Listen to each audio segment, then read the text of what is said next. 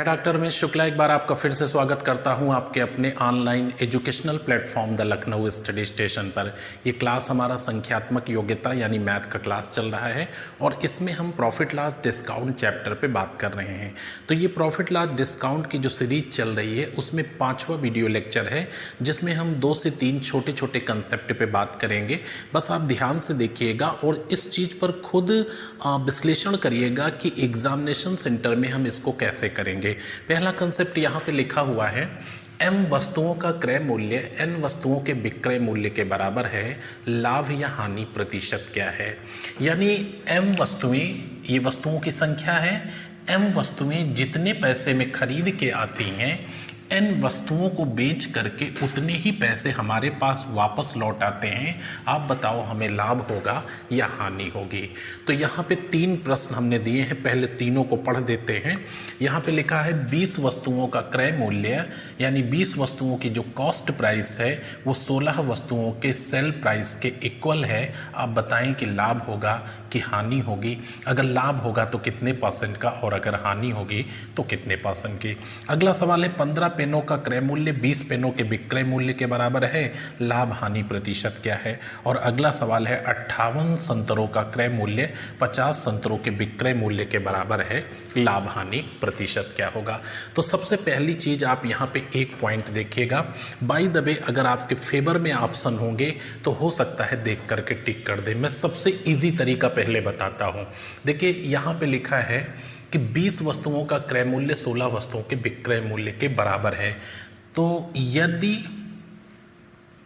क्रय की गई, ध्यान से सुनिएगा, नोट कर लीजिएगा, यदि क्रय की गई वस्तुओं की संख्या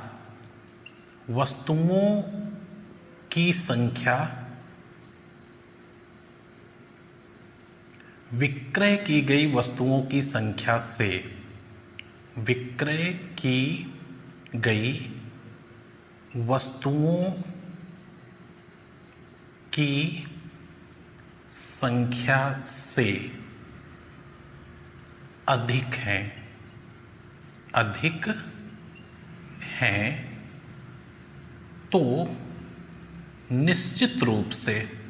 तो निश्चित रूप से लाभ होगा। एक तो नोट ये लिख लीजिएगा, यदि क्रय की गई वस्तुओं की संख्या विक्रय की गई वस्तुओं की संख्या से अधिक है तो निश्चित रूप से लाभ होगा।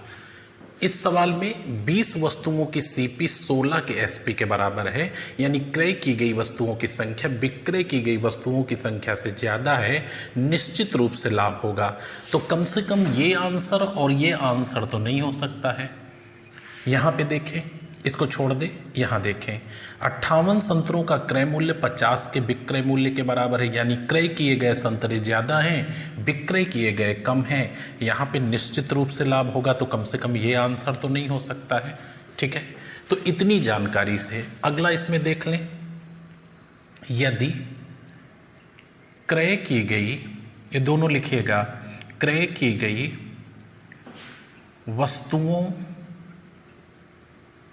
की संख्या, यदि क्रय की गई वस्तुओं की संख्या विक्रय की गई वस्तुओं की संख्या से कम है तो निश्चित रूप से हानि होगी। तो यहाँ पे भी जवाब मिल गया, निश्चित रूप से हानि होगी।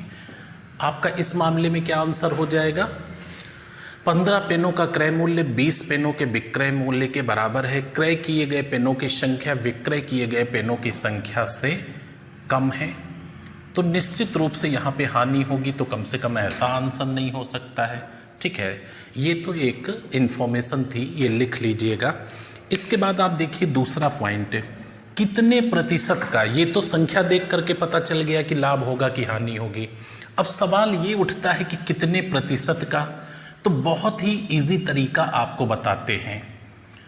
क्रय की गई और विक्रय की गई वस्तुओं की संख्या का अंतर क्रय की गई और विक्रय की गई वस्तुओं की संख्या का अंतर बटे विक्रय की गई वस्तुओं की संख्या इंटू 100, आंसर आएगा 25%। क्रय की गई और विक्रय की गई वस्तुओं की संख्या का अंतर बटे विक्रय की गई वस्तुओं की संख्या इंटू 100, जो भी आएगा वही सही आंसर होगा। अच्छा, क्रय की गई वस्तुओं की संख्या ज़्यादा है विक्रय की गई वस्तुओं की संख्या से, तो सर्टेन लाभ होगा। और अगर पूछता है कितने % का लाभ होगा, तो दोनों का अंतर बटे विक्रय की गई वस्तुओं की संख्या इंटू 100, 25% का लाभ होगा। इसमें देखिए, अगर क्रय की गई वस्तुओं की संख्या विक्रय की गई वस्तुओं की संख्या से कम है तो सर्टेन हानि होगी। अब कितने % की हानि होगी, तो दोनों का अंतर बटे विक्रय की गई वस्तुओं की संख्या इंटू 100, यहाँ भी जवाब आएगा कि 25% की हानि होगी और इसमें लाभ होगा। तीसरा देख लीजिए, 58 संतरों का क्रय मूल्य 50 संतरों के विक्रय मूल्य के बराबर है। क्रय की गई वस्तुओं की संख्या ज़्यादा है विक्रय की गई वस्तुओं की संख्या से, सर्टेन लाभ होगा। तो दोनों की संख्या का अंतर बटे विक्रय की गई वस्तुओं की संख्या इंटू 100, सवाल क्या आया, 16% का लाभ होगा। तो एक तरीका तो ये है, बहुत ही अच्छा तरीका है, आप करिए, क्या प्रॉब्लम है। अगर खरीद के आप ज़्यादा वस्तु में लाए हैं और कम वस्तुएं बेचकर वही पैसा आपका लौट आया, मतलब तो यही ना, 10 पेन हमने मान लो 100 रुपये में खरीदे और 8 पेन बेच दिए, हमारे 100 रुपये वापस लौट आए। तो पैसा तो 100 लगाया था, 100 ही वापस लौटा। 10 पेन लाए थे, 8 पेन दे के लौट आया। क्या बचा मेरे पास, 2 पेन बचा, इसको भी बेचेंगे, लाभ कमाएंगे, यानी हमारा प्रॉफिट हो रहा है। कितना प्रॉफिट हो रहा है, तो क्रय की गई और विक्रय की गई वस्तुओं की संख्या का डिफरेंस जो है और बटे विक्रय की गई वस्तुओं की संख्या इंटू 100 कर दो तो परसेंटेज भी पता चल जाएगा। अच्छा, जैसी परिस्थिति हो वैसा करिए। अब यहाँ पे क्या है, एक आपको दूसरा तरीका बता देते हैं जिससे आपका कंसेप्ट क्लियर हो जाएगा। 20 वस्तुओं का क्रय मूल्य 16 वस्तुओं के विक्रय मूल्य के बराबर है। अब इन दोनों का एलसीएम क्या होगा, 20 और 16 का एलसीएम क्या होगा, पहले एलसीएम पढ़ चुके हो, आपको आता है 80 हो गया। ठीक है, माना 80 रुपये का व्यापार किया, माना 80 रुपये का व्यापार किया, 100 नहीं माना देखिए, और ना x माना है, माना 80 रुपये का व्यापार किया।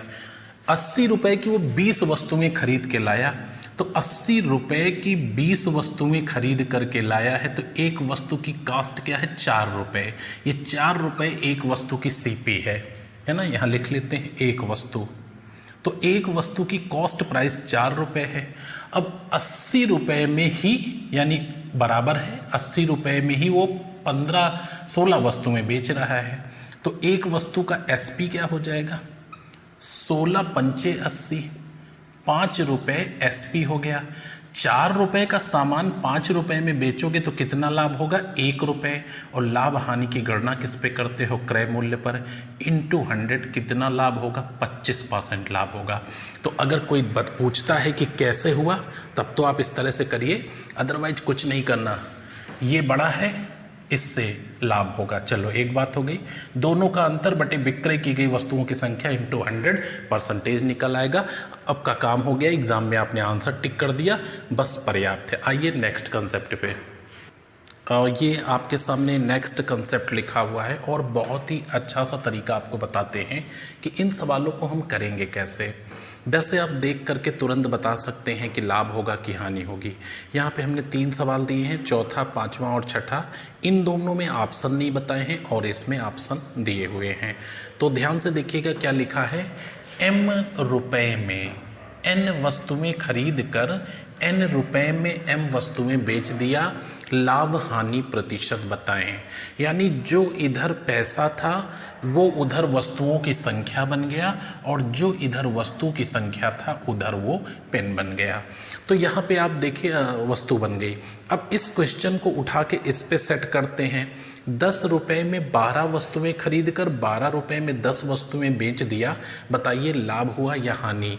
इसका मतलब है कि मैं 10 रुपये लेकर के मार्केट जाता हूँ और 12 पेन ऐसे खरीद लाता हूँ, 10 रुपये लेकर के मार्केट में गया और 12 पेन खरीद लाया।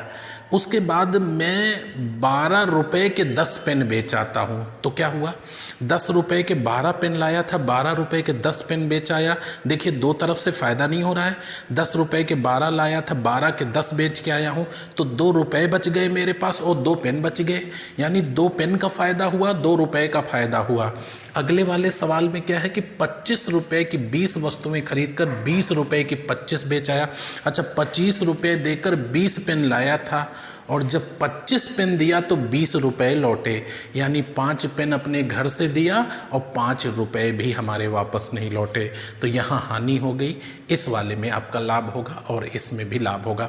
अच्छा, इस चीज़ को करने का एक बहुत ही अच्छा सा तरीका बनाते हैं और सीखना है आपको। सिर्फ बहुत ज़्यादा इसमें मैथ नहीं लगानी है, बस आप प्रॉपर वे में इसको सीख लीजिए और तेज़ी से आंसर दे पाएंगे। तो पहले मैं एक आसान सा तरीका बताता हूँ, उसके बाद एलसीएम वाली विधि बताएंगे आपको।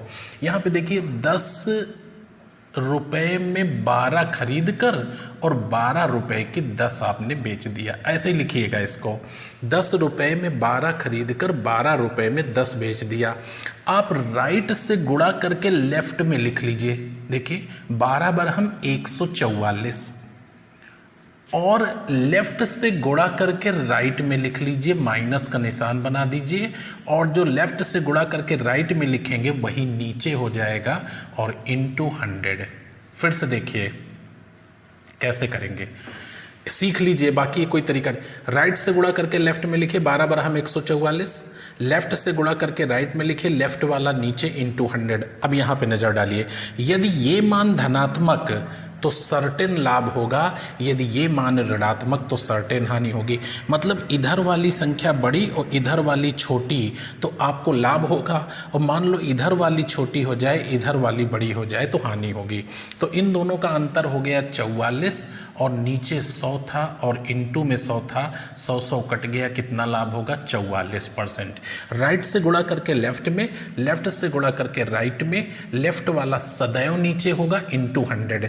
यदि ये मान धनात्मक तो सर्टेन लाभ होगा और ये मान ऋणात्मक तो सर्टेन हानि होगी। अब आप देखिए अगला सवाल जो 2 नंबर लिखा हुआ है, पहले आप इसी तरीके से तीनों देखिए। 25 रुपये की 20 वस्तुएं खरीद कर 20 रुपये की 25 बेच दिया। 25 रुपये की 20 वस्तुएं आपने खरीदी और 20 रुपये की 25 वस्तुएं बेच दिया। राइट से गुणा करके लेफ्ट में कितना हो जाएगा? 400।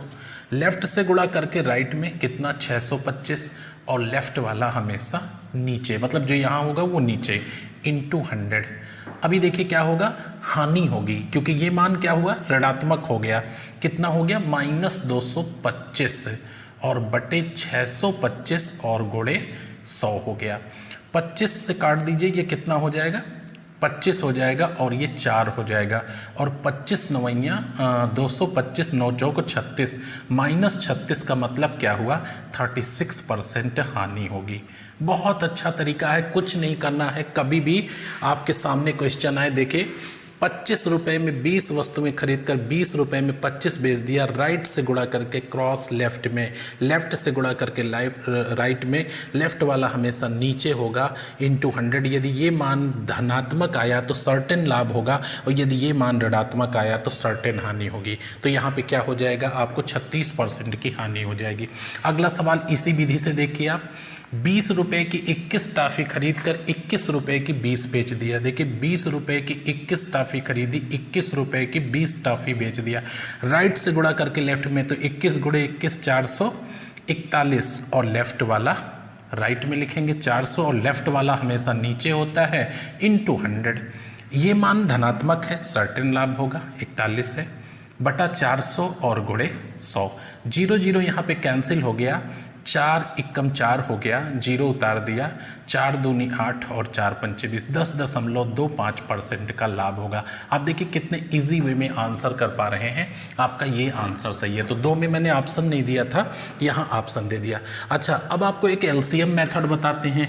एलसीएम मेथड का मतलब होता है कि एक कोई मानक संख्या मान करके और किसी चीज़ का मूल्यांकन करना। तो केवल पहला वाला सवाल एलसीएम मेथड से बता देते हैं। यहाँ पे देखिए एक संख्या आपको 10 दिख रही है, एक संख्या 12 दिख रही, ये भी 12 है और ये भी 10 है। इसके अलावा तो सवाल में कोई संख्या नहीं है, मतलब 10 और 12 दिख रही है। दोनों का एलसीएम क्या होता है? आपका जवाब आया 60 होगा। एलसीएम 60। 60 क्यों? कैलकुलेशन अच्छा हो सिर्फ इसलिए। एक चीज़ हमेशा छोड़ दीजिएगा, x और 100 मानना हमारी मजबूरी बाध्यता नहीं है, और किसी डॉक्टर ने नहीं बताया है कि 100 या x मानिए।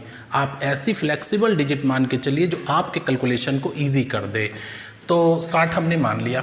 माना हमने 60 वस्तुएं खरीदी, माना 60 वस्तुएं खरीदी, 60 वस्तुएं खरीदी, एलसीएम मान लिया इसका, ठीक है। तो 10 रुपये में 12 खरीदी हैं आपने, तो 60 वस्तुओं के लिए देखते हैं क्या पेमेंट देना पड़ेगा। 12 पंचे 60, 5 धामा 50, 50 रुपये सीपी आ गई। 60 वस्तुएं, तो वस्तु के नीचे वस्तु रखोगे, 12 वस्तु लाए हो, 60 वस्तुएं हमने खरीदी, तो 12 वस्तु के लिए 10 रुपये, तो 12 पंचे 60, 5 धामा 50 रुपये पेमेंट कर दिया 60 वस्तु के लिए, बड़ी अच्छी बात है। अब हम 12 रुपये में 10 वस्तु बेच रहे हैं। अच्छा, तो चलो 60 वस्तु बेच देते हैं, 10 ये वस्तु हो गई इंटू 12, 72 रुपये का बेच दिया, एसपी है। 50 रुपये का सामान खरीद के 72 में बेचोगे, कितने का लाभ हुआ? 22 रुपये का। और लाभ हानि की गणना कहाँ करते हो? क्रय मूल्य पर, इंटू 100, कितना लाभ हुआ? 44% का। तो इस तरह से अगर आप सवाल करोगे 1% दिक्कत नहीं होने वाली, बहुत इंटरेस्टिंग लगेगा, बहुत अच्छा लगेगा। कैसे भी आप सॉल्व करिए, अच्छा रहेगा। वो तरीका और भी अच्छा है, ये भी अच्छा है। यहाँ एलसीएम कैलकुलेशन थोड़ा करना पड़ेगा, वहाँ कुछ खास नहीं है, आप बहुत इजी वे में कर सकते हैं। आइए नेक्स्ट पॉइंट पे। ये आपके सामने नेक्स्ट कंसेप्ट लिखा है और आज का ये लास्ट कंसेप्ट है। इसमें और इसके पीछे वाले में अंतर क्या है, खुद पढ़िए और पता करिए। उसमें लिखा था कि m रुपए में n वस्तुएं खरीद कर n रुपए में m वस्तुएं बेच दिया, यानी संख्याएं एक जैसी थी। जैसे 10 रुपये में 12 खरीद कर 12 रुपये में 10 बेच दिया, तो जो इधर पैसा था उधर वस्तु की संख्या बन गया, जो उधर वस्तु की संख्या थी वो इधर पैसा बन गया। बट यहाँ पे क्या है, दोनों डिफर हैं। देखिए, m रुपये में n वस्तुएं खरीद कर x रुपये में y वस्तुएं बेच दिया। अब बताइए कितने % का लाभ या हानि हुई। तो जो वो क्रॉस मल्टीप्लाई वाला था वो तरीका हम यहाँ भी अप्लाई करेंगे और एलसीएम वाला भी तरीका यहीं अप्लाई करेंगे, यानी हमारे तरीके में कोई परिवर्तन नहीं होने वाला है। वैसे ही हम सॉल्व करेंगे जैसे पीछे किया था। पहला सवाल है, अजय ने 25 रुपये में 20 की दर से टॉफ़ी खरीद कर 18 रुपये में 15 की दर से बेच दिया। अजय ने 25 रुपये में 20 की दर से टॉफ़ी खरीद कर 18 रुपये में 15 की दर से बेच दिया। अजय को कितने % का लाभ या हानि हुई? ऑप्शन दिया हुआ है। यहाँ लिखा है, एक लड़के ने 16 रुपये में 18 की दर से अंडे खरीद कर और 20 रुपये में 22 की दर से बेच दिया। लाभ हानि प्रतिशत क्या है?